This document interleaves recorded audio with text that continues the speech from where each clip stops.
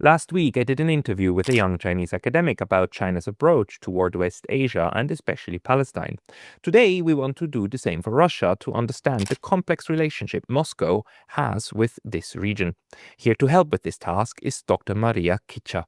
Dr. Kicha holds a PhD in law, and she is currently serving as an associate professor at the Russian State University of Justice in Rostov-on-Don, Russia. Dr. Kicha, welcome. Hello, Dr. Latas. Thank you so much. Hello. Thank you very much for agreeing to this interview. You were recommended to me by our colleague, Dr. Yakov Rapkin, because you have researched the West Asia and Russian policy for a long time. Could you maybe give us an overview now of what is Russia's relationship, not just with Palestine, but also, let's say, now with the new Syria since the fall of Bashar al-Assad, and this relationship with even going to Iran? Like, where is Russia at the moment? So actually, Russia is somewhere in the Middle East in general. I mean that Russia always wanted to take part in Middle Eastern deals. Sometimes and somewhere it's a destiny of a Soviet period because the USSR supported firstly Israel in the 1980s and then in the beginning of 1950s. But then the USSR understood that Israel is completely pro-American. And of course, there was something a competition and there was a struggle and really a Cold War after the Second World War between the USSR from the one side and the United States of America from another side. That means that the USSR and the United States actually had different states and countries and social movements as their partners. So the world actually was separated from pro-American side and pro-Soviet side. And Israel was on pro-American side. That's why the USSR began to support Arabic regimes, but not all the Arabic regimes, but Republican Arabic regimes, like Syria, sometimes Iraq. Uh, it supported the Palestine movement and so on. And of course, the United States of America supported monarchies. Of course, monarchies, all monarchies like Saudi Arabia, Oman, Kuwait, Qatar, the United Arab Emirates, and so on. And then some republics, but are more pro-Western republics, like Lebanon, for example. And when we talk about Cold War in the world in general, we must understand and must remember that there also was a Cold War in the Arabic world from monarchies, Arabic monarchies from one side, and from pro-Soviet Arabic republics from another side, like Egypt, Syria, and that's it. So Iran is a completely different from it because it's not an Arabic country, of course, and Russia and Iran have a very long history of very, very difficult and complicated relationships. Because when there was Russian Empire, our countries were neighbors. We had the same border, the common border on the Northern Caucasus. And such countries like Armenia, Azerbaijan, Georgia were actually on the border, and sometimes they were even separated between our countries. For example, Azerbaijan Republic, which is here on the maps nowadays, was actually a part of historical Iran.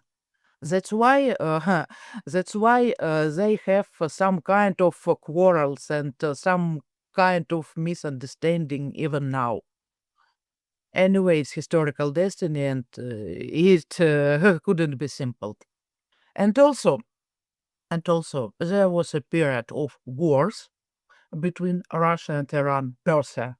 It was called Persia at that time. And during the Second World War, Russia and Great Britain even separated Iran.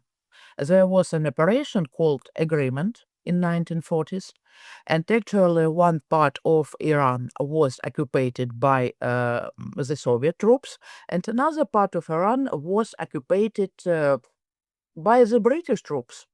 And that's why here in Tehran there was a famous conference, Tehran 1943, and the leaders of the three countries, the United States, the Soviet Union, and then the Great Britain, Churchill, Stalin, and Roosevelt met in Tehran. There is one funny thing. For example,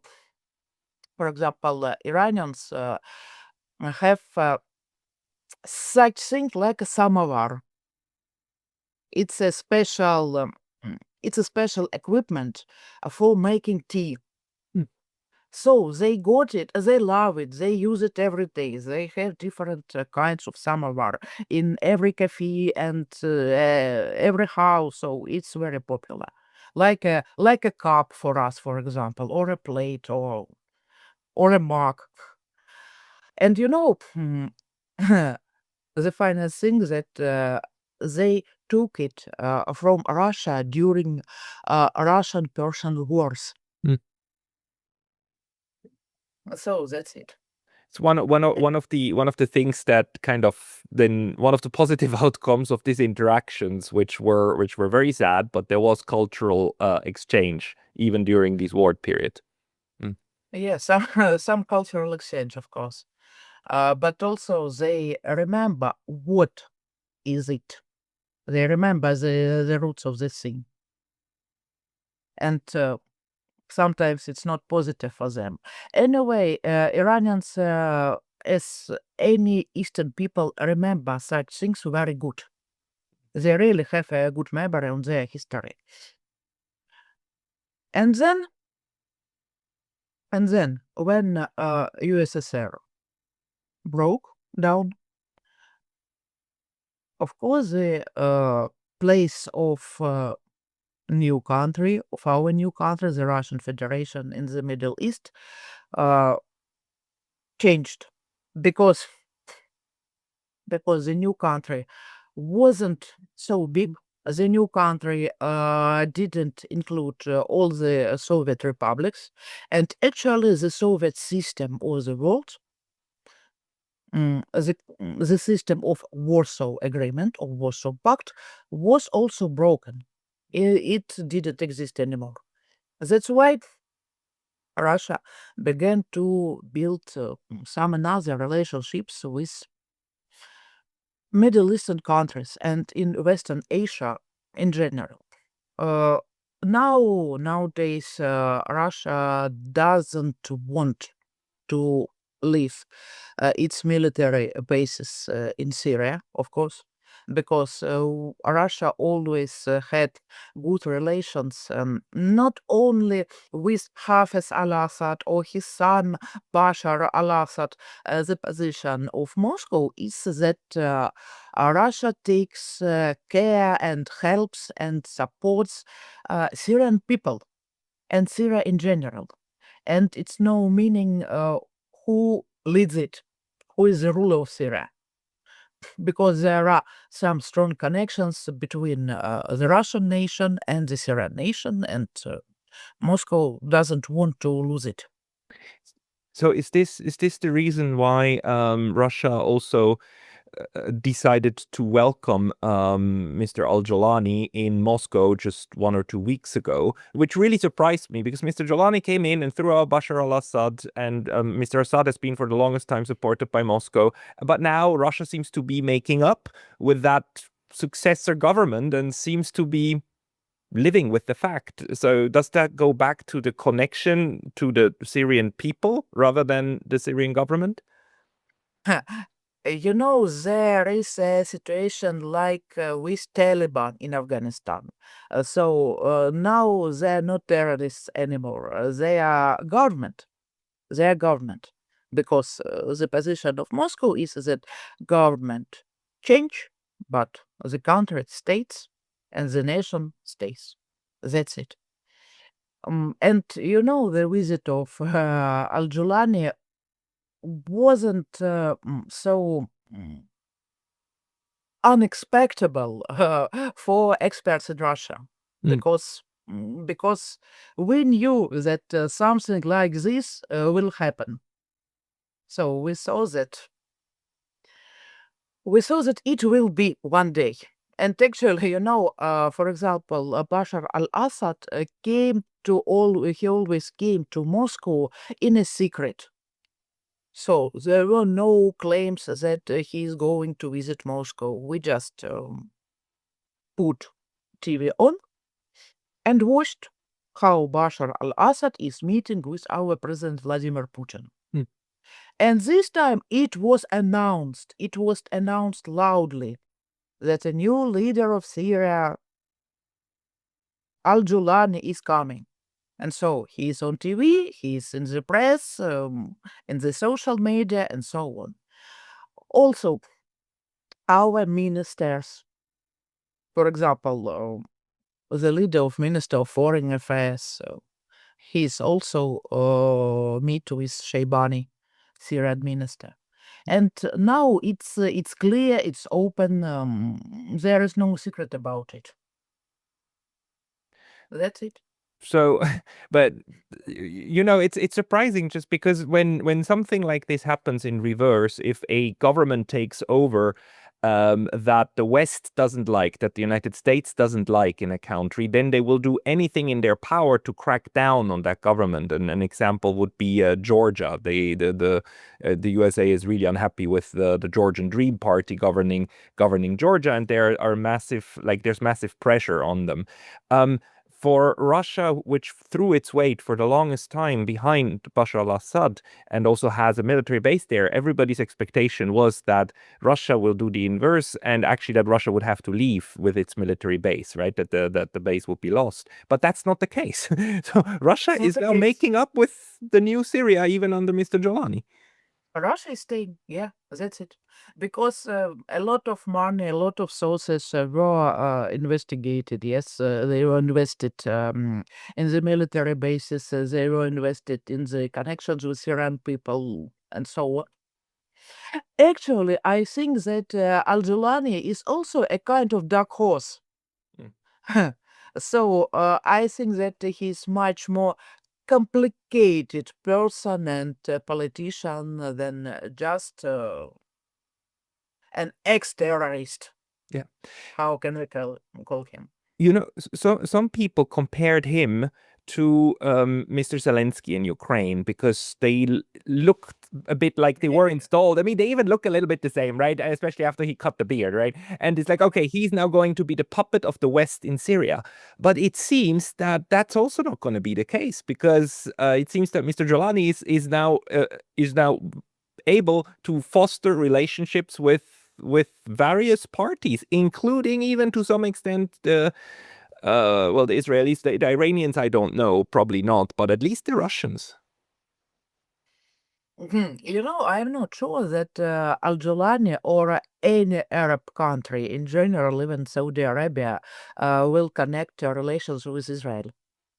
Because I don't think that now the situation is good for it. Right. That's why Abrahamic Accords are getting wilder with Azerbaijan, for example, and Kazakhstan.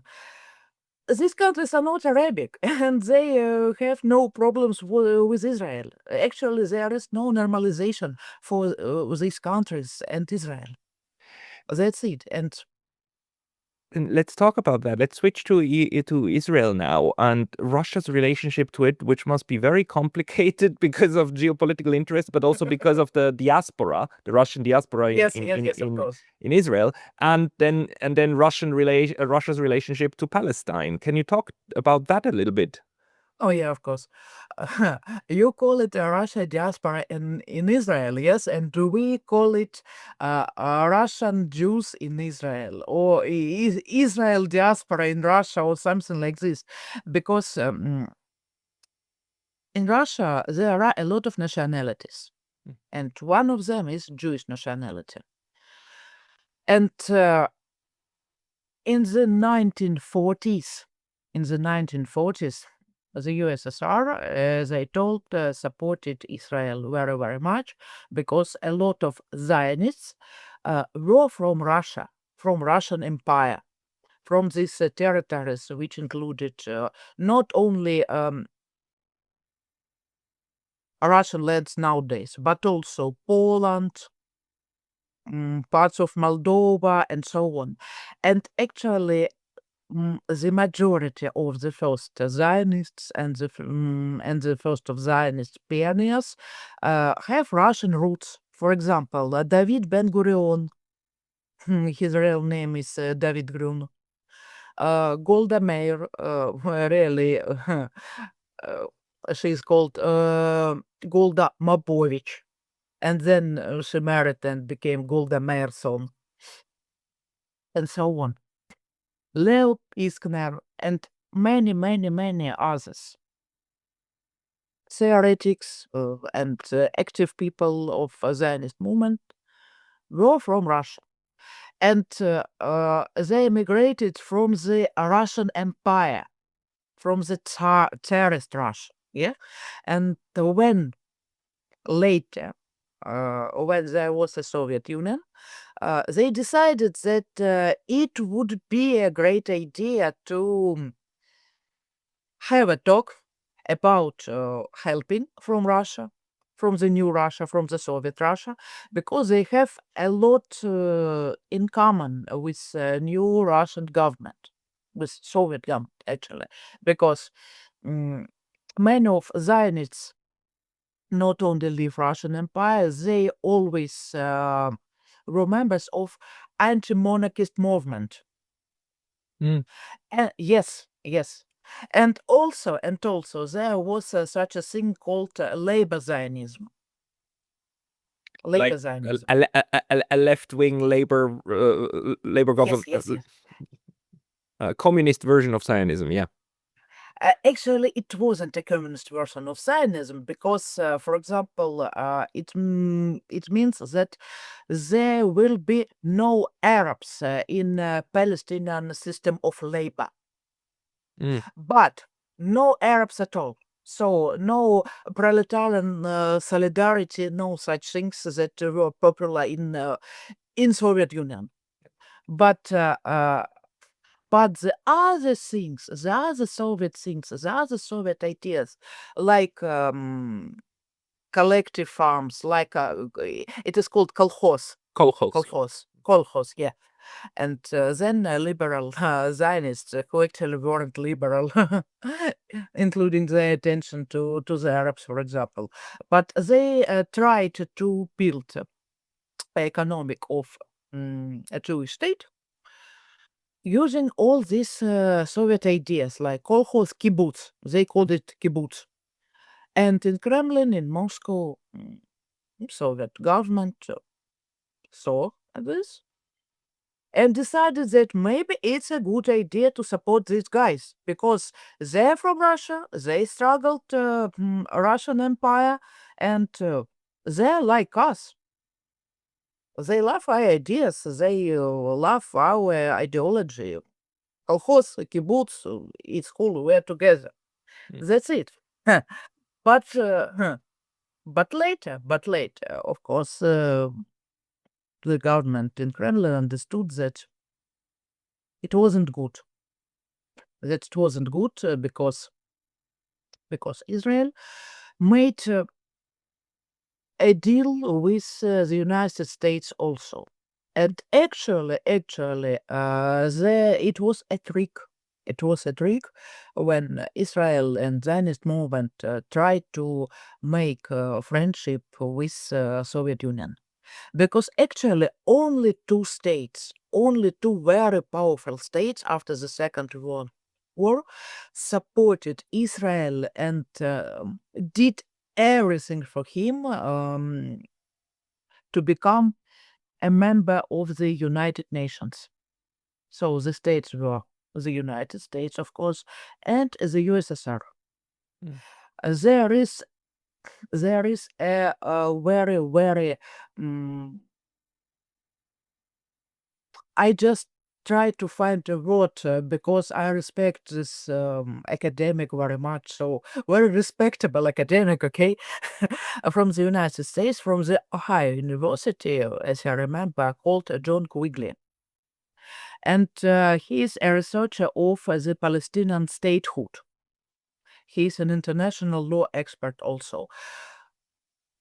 I read his books and I think that he's a brilliant researcher, and in his books he describes this process of Israel, of the way how it became a member of the United Nations, because many countries rejected it.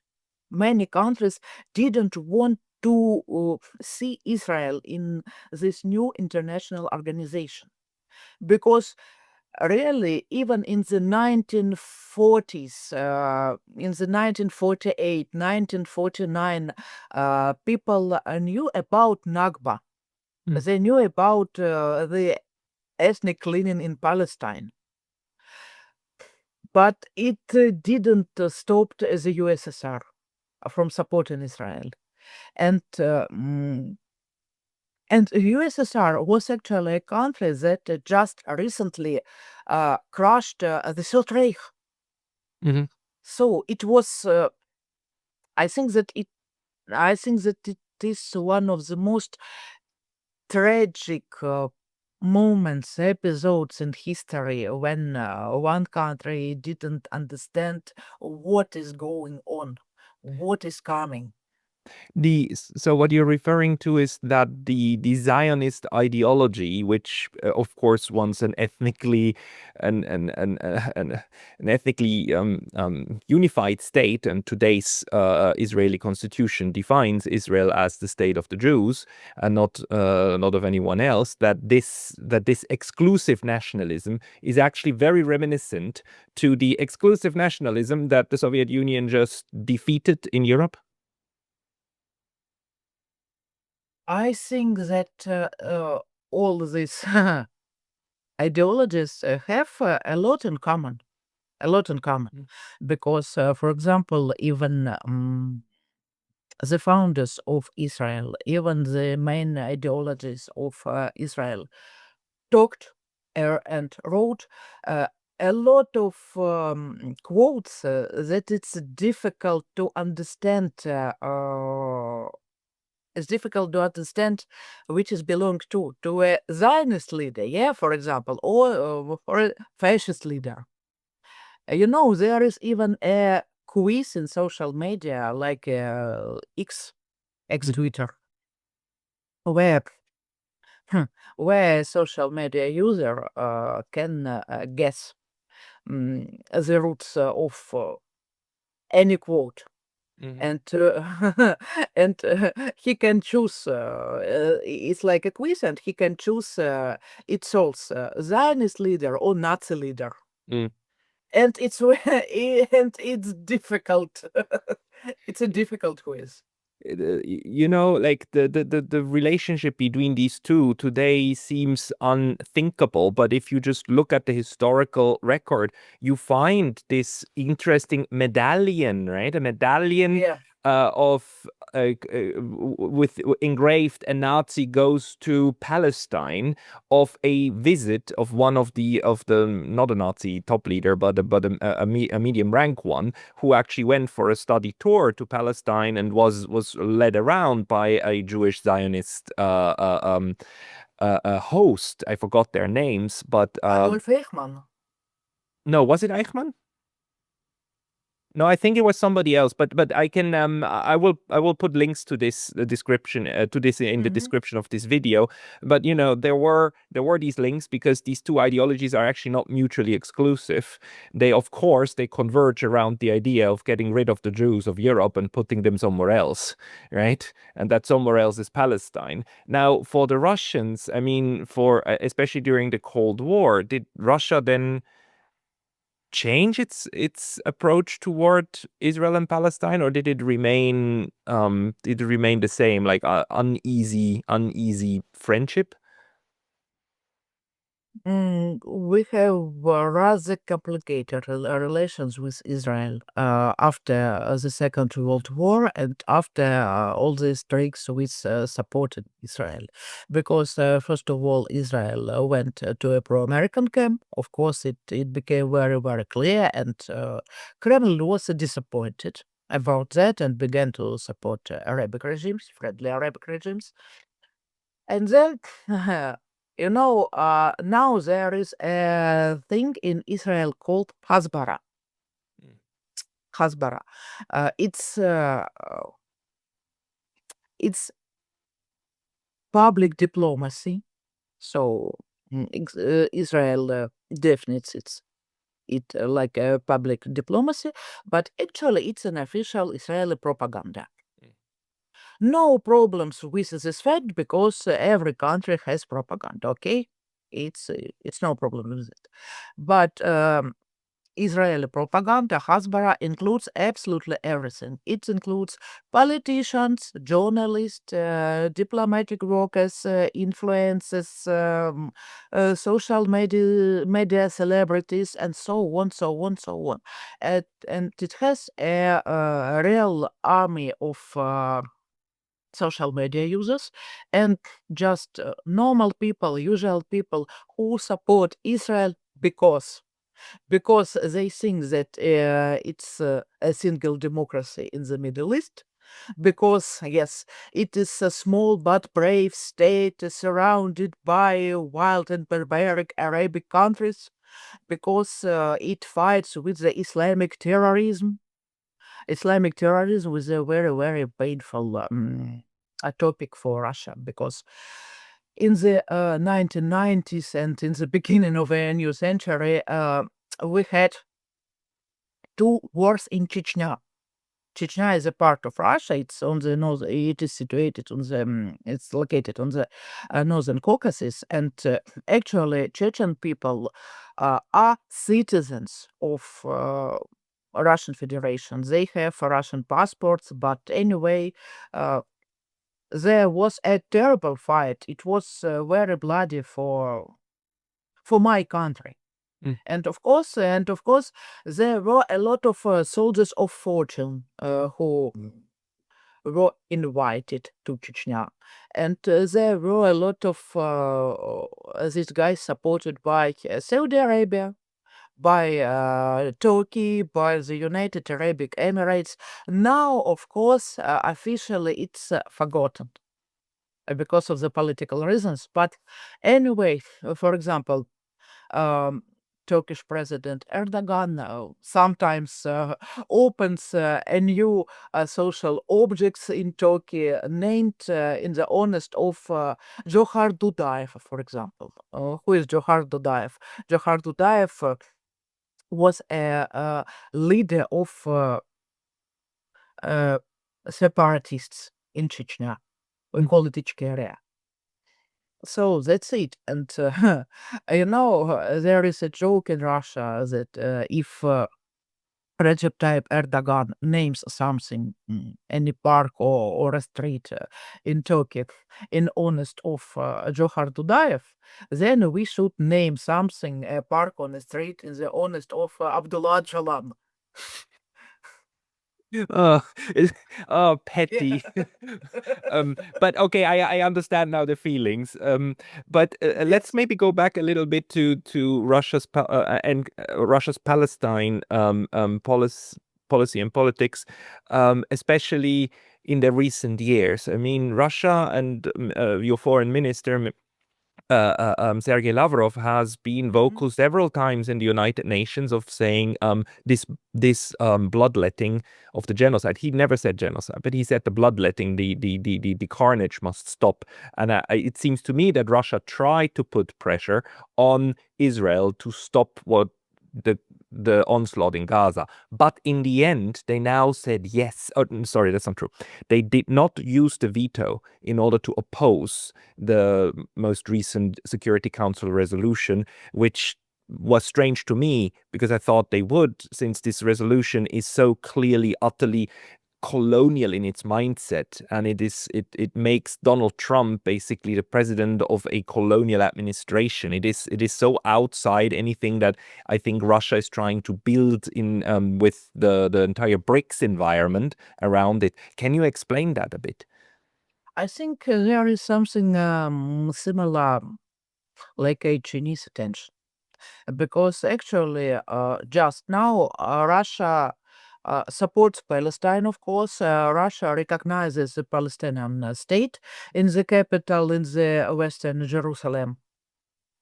In Russia, they invited delegations of Hamas. For example, Russia has rather good and rather partner relationships with different elements of pro-Iranian axis of resistance. And of course, now we have very nice relations with the Islamic Republic of Iran in general. But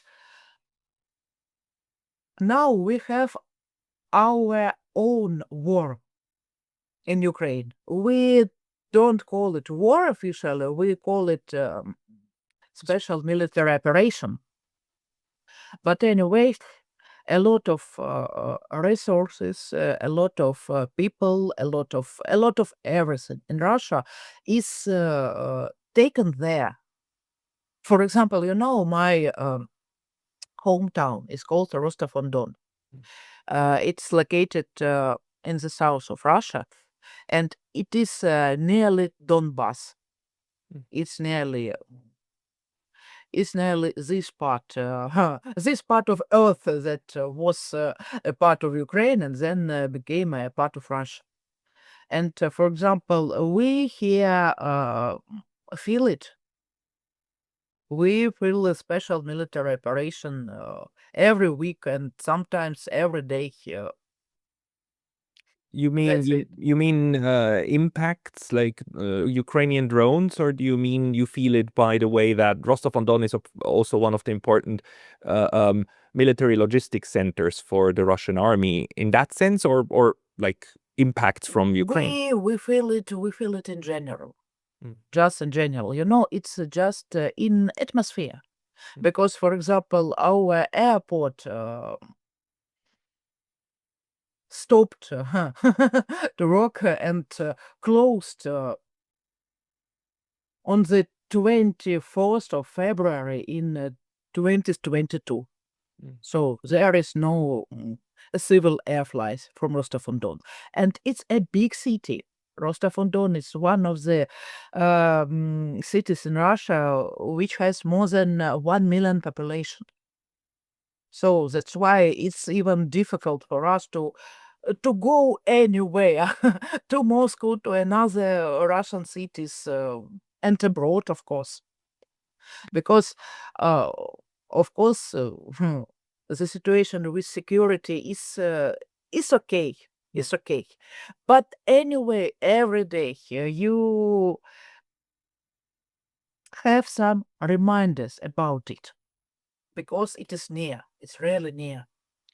Sometimes from drones, from everything. So is this to you an explanation why Russia is not Russia is trying not to open another front, not to pick another fight, and therefore it chose to abstain from the Security Council resolution vote in order to just let it go because busy with other things? First of all, yes, I think. And then Russia, always as a China, tries to have a balanced policy, balanced international policy. For example, of course, Russia can't do some claims like maybe some Arabian countries because it recognizes Israel anyway.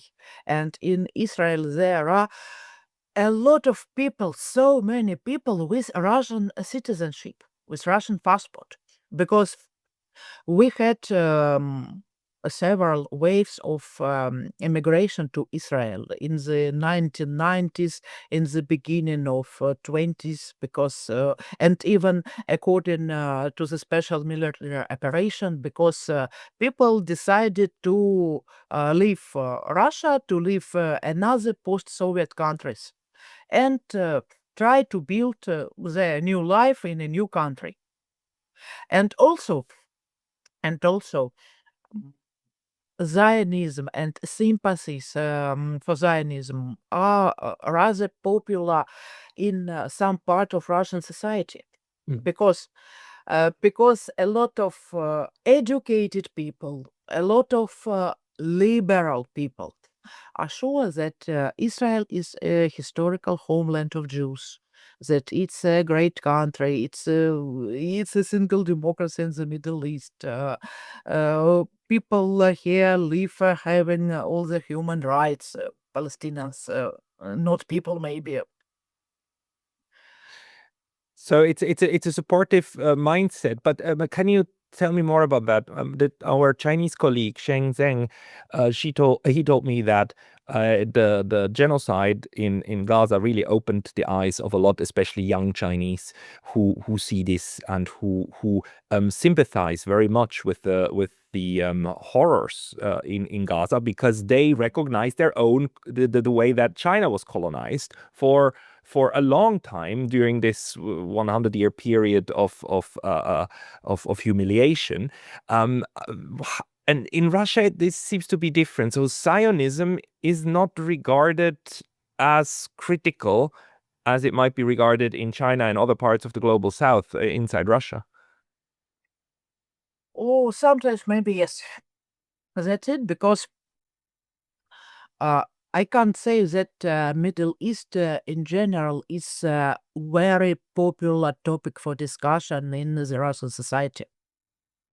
Because first of all, our country is very big, and actually it's the biggest country on our planet, and we have a lot of internal things to discuss. We have a lot of things inside our country we take care about, and it takes a lot of time for us to understand what's going on or what's happening just in our country, not even somewhere abroad. Then also, for example, just imagine your friend or your colleague moves to Israel because of some of his or her personal reasons. I don't think that you will break all the relations with him or with she because of this fact.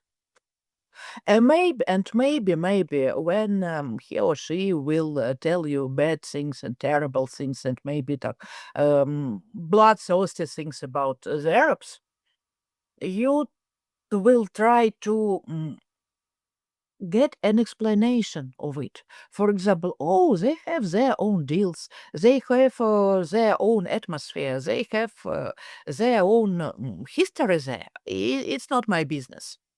I don't care about it. Of course, people. There are some people who are looking for the answers, who are interested of the situation in the Middle East, and who have opened eyes on it, especially according with the Gaza genocide. And they have very strong flashbacks from the Nazi Germany, because it's also very painful period of history of my country, because in the 1940s there was a big struggle because the Soviet Union and the Third Reich. And every Russian family has a relative, a granddad who was killed, who was injured. It's a kind of national trauma, and that's why the 9th of May we call to Victory Day. Really, it's the main celebration. It's the main fest in Russia every year. Every year, it's much more important than New Year, for example. We don't celebrate Xmas. We celebrate New Year on the end of the year.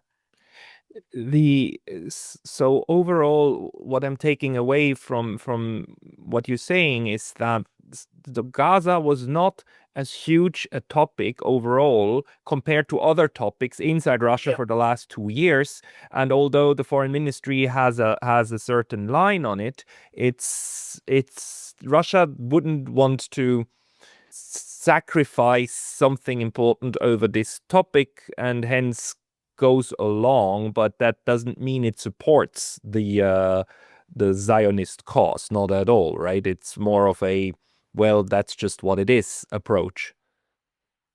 I think that Russia tries to have balanced policy, just balanced international policy because of many reasons. And for example, I try to explain you one interesting thing. For example, I'm a researcher. I've been working in the university for 20 years actually, and of course, I have a lot of ex-students.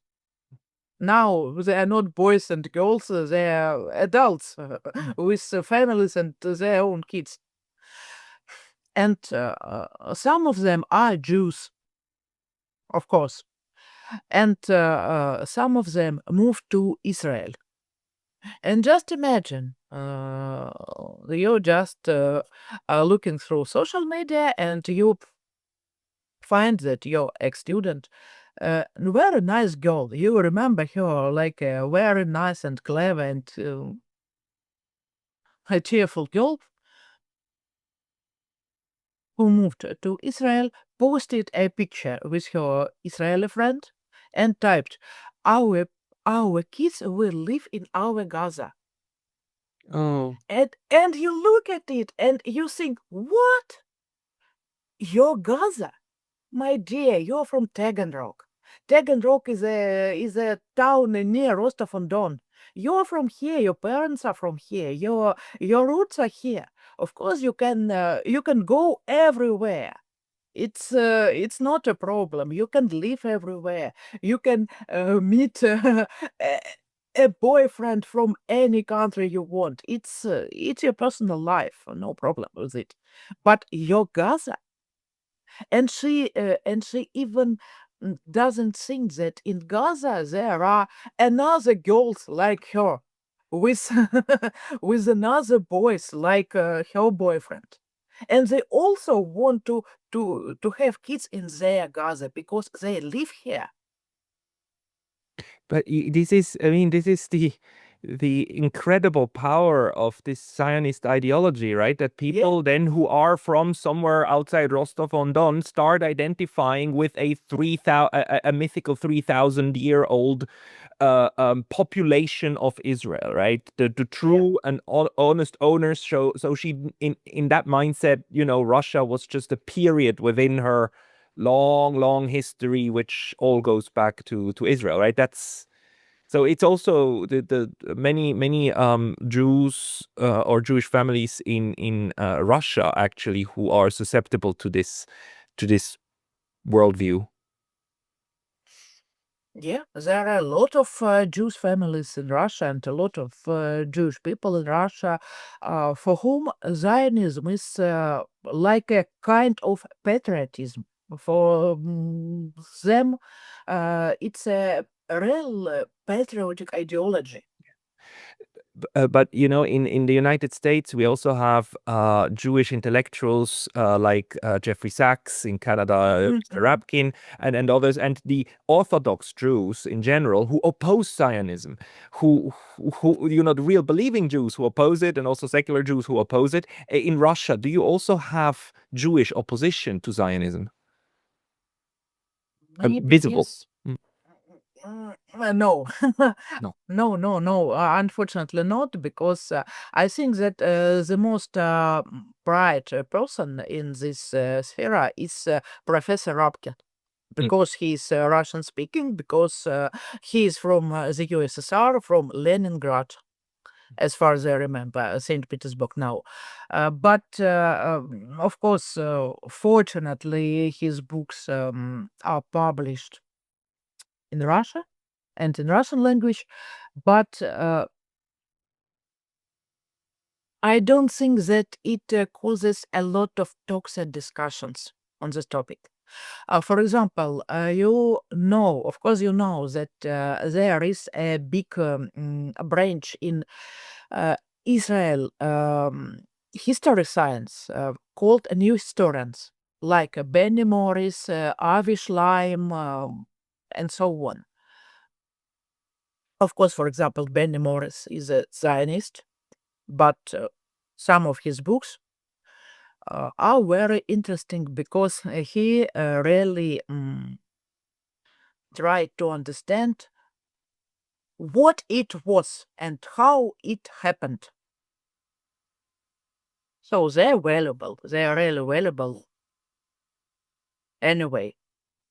And in Russia, unfortunately, there are no books of these researchers, of these academics published in Russia. So no Tom Segev books, no Irish Lime books, absolutely nothing like this. How about the what's his name he's in the UK, Ilan Pape? How about his? No, not absolutely not. For example, we're just discussing these academics right now, but in Russia, these names even aren't sounded. It's they even aren't named, and of course there are no books by Palestinian authors printed in Russia. For example, Rashid Khalidi, Walid Khalidi, Nur Masalha, and so on.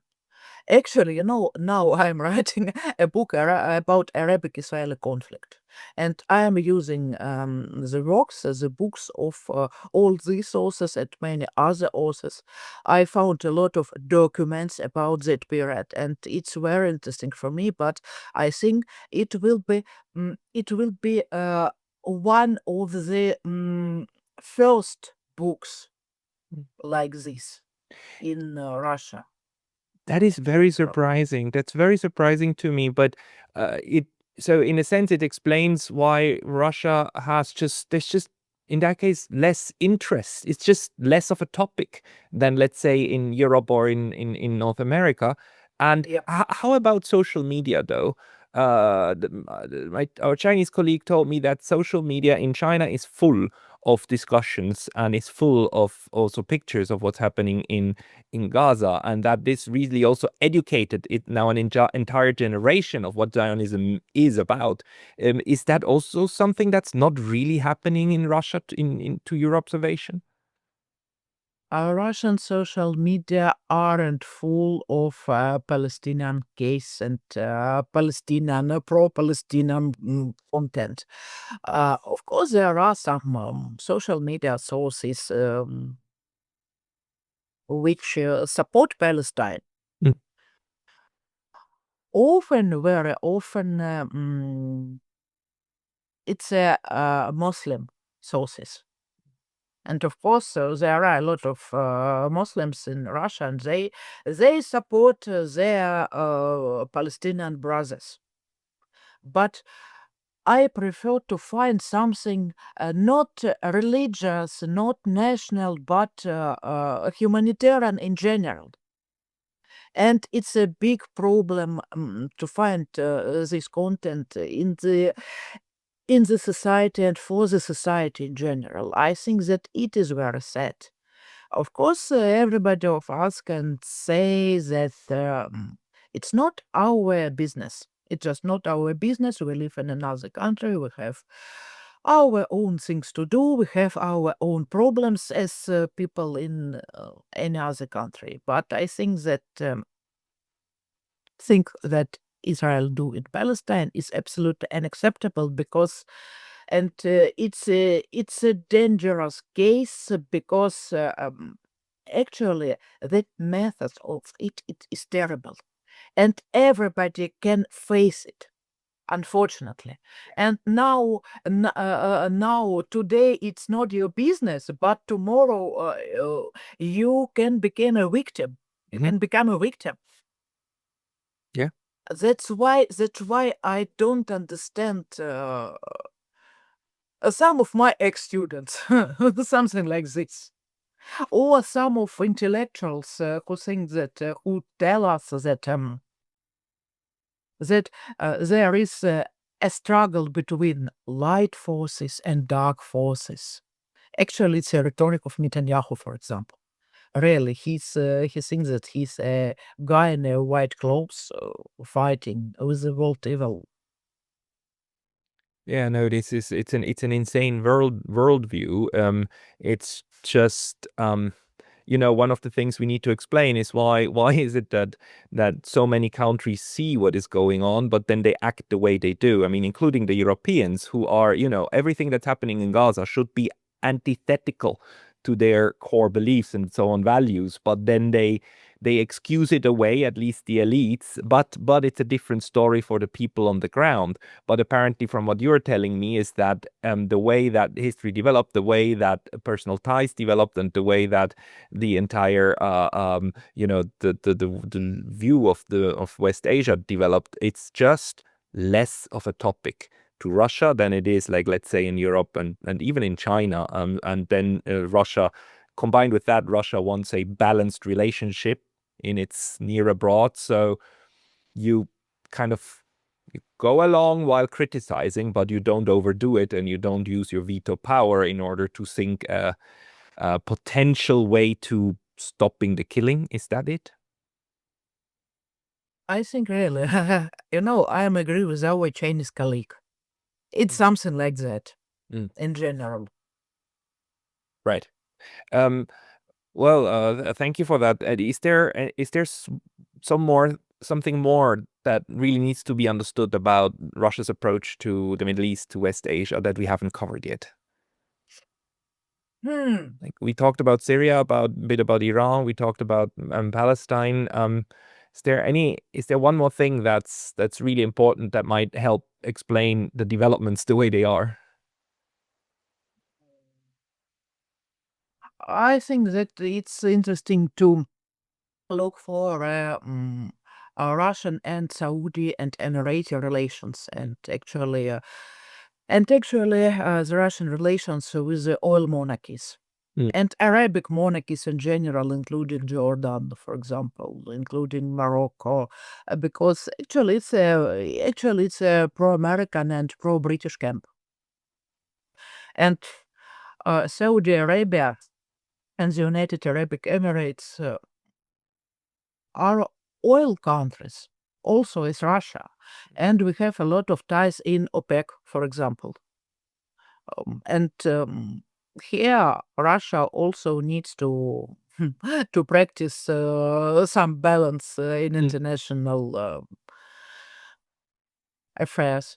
Yeah. That's why, besides of it, for example, there are a lot of Russian citizens in Saudi Arabia, according to Mohammed bin Salman's Vision 2030, because he wants to see his kingdom developed, opened, and not so conservative as it was. And of course, Russian people also love to go to Saudi Arabia and to the United Arab Emirates for different things. for business, for relaxing, for vacancies. Anyway, it's an interesting thing that the United Arab Emirates is becoming like a like a like a like a Uh, like not a second home, but a second place to stay for many Russians who have some maybe criminal past. ah. Well, let's call it shady Also business. Uh, Shady yes, business past. yes. Shady business past. Yeah, it's. I mean, Some criminal affairs, something like this. okay, so overall, we can expect this multi-faceted foreign policy of Russia to continue toward the West Asia because there's no reason to pick fights, and it's a place Russia would rather want to maintain a working relationship with. This was very, very interesting. Thank you very much for this. So Dr. Kicha, people who want to find your work, where should they go? Do you post somewhere on social media or is there a place to find your writings? I have a Telegram channel, for example. It has a long Russian name, Первый Ближневосточный, but actually it's a cave point. If you send me the link to this Yes, via yes. email, I'll put it into the description below. Everybody, Okay. please go and find Dr. Kicha there. Maria Kicha, thank you very much for your time today. Thank you very much.